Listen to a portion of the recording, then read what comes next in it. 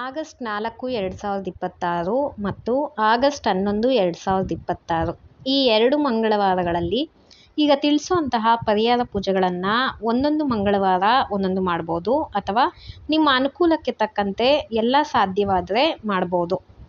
ಕೆಲವರು ಮಂಗಳವಾರ ಅಂದ್ರೇ ಶುಭ ಕಾರ್ಯಗಳನ್ನು ಮಾಡೋದಕ್ಕೆ ಯೋಚನೆ ಮಾಡ್ತಾರೆ, ಅದು ತಪ್ಪು. ಮಂಗಳವಾರ ಅಂದರೆ ಮಂಗಳವನ್ನುಂಟು ಮಾಡುವ ವಾರ ಅಂತಲೇ ಅರ್ಥ. ಶುಭವನ್ನುಂಟು ಮಾಡುವ ಈ ವಾರವನ್ನು, ಅದರಲ್ಲೂ ಆಷಾಢ ಮಾಸದ ಮಂಗಳವಾರಗಳನ್ನು ಮಿಸ್ ಮಾಡ್ಕೋಬೇಡಿ. ಮುಖ್ಯವಾಗಿ ಸಾಲವನ್ನು ತೀರಿಸಲು ಹೆಣ್ಣು ದೇವರಿಗೆ ಅಭಿಷೇಕ, ಪೂಜೆ, ವಿಶೇಷ ಪರಿಹಾರಗಳಿಗೆ, ಸಾಲದ ಬಗ್ಗೆ ಪರಿಹಾರಗಳನ್ನು ಮಾಡಲು, ಸುಬ್ರಹ್ಮಣ್ಯ ಸ್ವಾಮಿಗೆ ಪೂಜೆ ಮತ್ತು ಪರಿಹಾರಗಳನ್ನು ಮಾಡಲು ಮಂಗಳವಾರ ಅನ್ನೋದು ತುಂಬ ವಿಶೇಷವಾದ ದಿನ. ಈಗ ಪರಿಹಾರಗಳನ್ನು ನೋಡೋಣ. ಆದಷ್ಟು ಸುಲಭವಾದ ವಿಧಾನಗಳನ್ನು ತಿಳಿಸ್ತೀನಿ. ಮೊದಲನೇದಾಗಿ, ಸಾಲದ ಬಾಧೆ ತೀರಲು ಮಂಗಳವಾರ ಅನ್ನೋದು ಸಾಲವನ್ನು ತೀರಿಸಲು ವಿಶೇಷವಾದ ದಿನ. ಅದರಲ್ಲೂ ಪ್ರದೋಷದ ಸಮಯದಲ್ಲಿ ಮಾಡುವ ಪರಿಹಾರಗಳು ಸಾಲದ ಬಾಧೆ ತೀರಲು ತುಂಬ ವಿಶೇಷ. ಪ್ರತಿದಿನ ಪ್ರದೋಷ ಇದೆ, ಅದಕ್ಕೆ ನಿತ್ಯ ಪ್ರದೋಷ ಅಂತ ಹೇಳ್ತೀವಿ. ಪ್ರತಿದಿನ ಸಂಜೆ 4:30ರಿಂದ 6 ಗಂಟೆವರೆಗೆ ಪ್ರದೋಷ ಸಮಯ ಇರುತ್ತೆ. ಅದರಲ್ಲೂ ಆಷಾಢ ಮಾಸದ ಮಂಗಳವಾರ ಪ್ರದೋಷ ಆಚರಣೆಯಲ್ಲಿ ಶಿವ ಮತ್ತು ಪಾರ್ವತಿಯನ್ನು ಪೂಜಿಸಿದ್ರೆ ಸಾಲದ ಬಾಧೆಯಿಂದ ಮುಕ್ತಿ ಸಿಗುತ್ತೆ. ಈ ದಿನ ಸಾಲ ಜಾಸ್ತಿ ಇದೆ, ಸಾಲದ ಬಾಧೆ ತೀರಬೇಕು ಅನ್ನೋರು ಈ ದಿನ ಬೆಳಗ್ಗೆಯಿಂದ ಉಪವಾಸ ಇದ್ದು ಸಂಜೆ 4:30ರಿಂದ 6 ಗಂಟೆ ಒಳಗಡೆ ನಿಮ್ಮ ಮನೆ ಹತ್ತಿರದ ಯಾವುದಾದ್ರೂ ದೇವಸ್ಥಾನಕ್ಕೆ ಹೋಗಿ ತುಪ್ಪದ ದೀಪವನ್ನು ಹಚ್ಚಿ ಯಾರಾದರೂ ಒಬ್ಬರಿಗೆ ಏನಾದರೂ ಆಹಾರವನ್ನು ತೆಗೆದುಕೊಡ್ಬೋದು.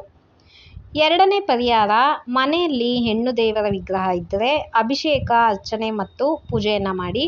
ವಿಗ್ರಹ ಇಲ್ಲ ಅಂತ ಅನ್ನೋರು ಹತ್ತಿರದಲ್ಲಿರುವ ಹೆಣ್ಣು ದೇವರ ದೇವಸ್ಥಾನಕ್ಕೆ ಹೋಗಿ ಮಂಗಳವಾರ ಅಭಿಷೇಕ ಯಾವಾಗ ಅಂತ ಕೇಳ್ಕೊಳ್ಳಿ.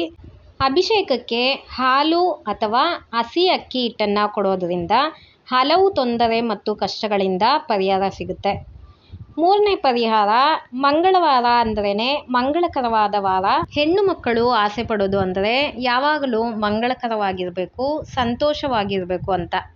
ಆದರೆ ಕೆಲವರು ಗಂಡ ಹೆಂಡತಿ ಚೆನ್ನಾಗಿರ್ತೀವಿ, ಆದರೆ ಬೇರೆಯವರಿಂದ ನಮಗೆ ತೊಂದರೆ ಬರುತ್ತೆ, ವ್ಯಾಪಾರದಿಂದ ಏನಾದರೂ ತೊಂದರೆ ಆಗುತ್ತೆ ಅನ್ನೋರು ಮನೆಯಲ್ಲಿ ಮಂಗಳಕರ ವಸ್ತುಗಳನ್ನು ತೆಗೆದಿಟ್ಟಿರಿ. ಮನೆಗೆ ಯಾರಾದರೂ ಹೆಣ್ಣು ಮಕ್ಕಳು ಬಂದಾಗ ಕುಂಕುಮ ಕೊಡೋದು, ಹೂ ಕೊಡೋದು ಅಥವಾ ಮಂಗಳಕರವಾದ ವಸ್ತುಗಳನ್ನು ಕೊಡೋದು ತುಂಬ ಒಳ್ಳೆಯದು. ಅಂದರೆ ನಾವು ಕೊಡೋದನ್ನು ಅವರು ಉಪಯೋಗಿಸುವ ರೀತಿಯಲ್ಲಿ ಕೊಡಬೇಕು. ಉದಾಹರಣೆಗೆ ಚಾಂದ್ ಆಗಿರ್ಬೋದು, ಸ್ಟಿಕ್ಕರ್ ಪಾಕೆಟ್ ಆಗಿರ್ಬೋದು, ಬಳೆ, ಬಾಚಣಿಗೆ, ಈ ಥರ. ಈ ರೀತಿ ಮಂಗಳವಾರದ ದಿನ ಹತ್ತಿರದಲ್ಲಿರುವ ಹೆಣ್ಣು ದೇವರ ದೇವಸ್ಥಾನಕ್ಕೆ ಹೋಗಿ 5 ಅಥವಾ 9 ಜನಕ್ಕೆ ಕೊಡ್ಬೋದು. ಮೊದಲ ತಾಂಬೂಲ ಅನ್ನೋದು ದೇವಸ್ಥಾನದಲ್ಲಿರೋ ತಾಯಿಗೆ ಕೊಡಬೇಕು. ಯಾವಾಗಲೂ ನಿರಂತರವಾಗಿ ಮುತ್ತೈದೆಯಾಗಿ ಸಂತೋಷವಾಗಿ ಮಂಗಳಕರವಾಗಿ ಇರೋದು ಆ ತಾಯಿನೇ. ನಾಲ್ಕನೇ ಪರಿಹಾರ, ರಾಹುಕಾಲದ ಪೂಜೆ. ಇದನ್ನು ಮನೆಯಲ್ಲಿ ಮಾಡ್ಬೋದು ಅಥವಾ ದೇವಸ್ಥಾನದಲ್ಲಿ ಮಾಡ್ಬೋದು. ಕಾರ್ಯ ತಡೆ ಅಥವಾ ಮದುವೆ ತಡವಾಗ್ತಿದೆ ಅನ್ನೋರು, ಸಂತಾನ ಭಾಗ್ಯ ಮತ್ತು ರಾಹು ದೋಷ ಇದೆ ಅನ್ನೋರು ಈ ಮಂಗಳವಾರ ರಾಹುಕಾಲ ಪೂಜೆಯನ್ನು ಮಾಡಿ. ರಾಹುಕಾಲ ಸಮಯ ಮಧ್ಯಾಹ್ನ 3 ಗಂಟೆಯಿಂದ 4:30 ರಾಹುಕಾಲ ಇರುತ್ತೆ. ಈ ಸಮಯದಲ್ಲಿ ರಾಹುಕಾಲ ಪೂಜೆಯನ್ನು ಮಾಡಿ. ಈ ಪರಿಹಾರಗಳನ್ನು ನಿಮ್ಮ ಅನುಕೂಲಕ್ಕೆ ತಕ್ಕಂತೆ ಈ 2 ಮಂಗಳವಾರದಲ್ಲಿ 1, 2 ಮಾಡ್ಬೋದು ಅಥವಾ ಎಲ್ಲ ಮಾಡ್ತೀವಿ ಅಂತ ಅನ್ನೋರು ಎಲ್ಲನೂ ಮಾಡ್ಬೋದು. ಈ ಒಳ್ಳೆಯ ಮಾಹಿತಿ ನಿಮ್ಗೆ ಇಷ್ಟ ಆಗಿದ್ದರೆ ವಿಡಿಯೋ ಲೈಕ್ ಮಾಡಿ, ಬೇರೆಯವ್ರಿಗೂ ಶೇರ್ ಮಾಡಿ. ಮುಂದಿನ ವಿಡಿಯೋದಲ್ಲಿ ಇನ್ನೊಂದು ಉಪಯುಕ್ತವಾದ ಮಾಹಿತಿಯನ್ನು ನೋಡೋಣ. ಧನ್ಯವಾದಗಳು.